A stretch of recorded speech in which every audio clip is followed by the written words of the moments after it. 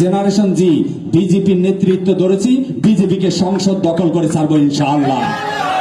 সুতরাং সকলের প্রতি উদারত আহ্বান, গত 17 বছর স্বৈর শাসক শেখ হাসিনা এমন কোনো অন্যায় করেনি যে অন্যায়ের মাধ্যমে রাজনীতিকে কলুষিত করেছেন।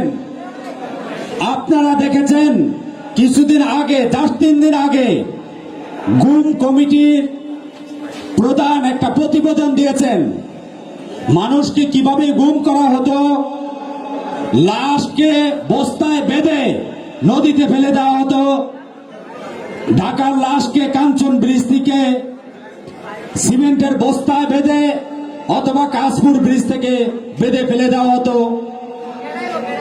কিছু লাশকে রেলের সামনে দিয়ে টুকরো বিটুকরো করে দিত।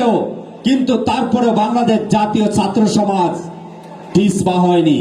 17 বছরের শেখ হাসিনাকে বুদ্ধ আঙ্গুল দেখিয়ে রাস্তায় বলেছে কত রক্ত নিবি নে, তারপরে গদি ছাড়, কত রক্ত নিবি নে, তারপরে গদি ছাড়, তোকে গদি ছাড়তে বাধ্য করবই এবং করেছে ইনশাআল্লাহ। ভাইরা আমার, পার্থ ভাই যদি অন্যায়ের সাথে আপোষ করত, এমপি মন্ত্রী হওয়ার যদি স্বপ্ন দেখত, তাহলে 1 মিনিটে সে এমপি মন্ত্রী হতে পারত।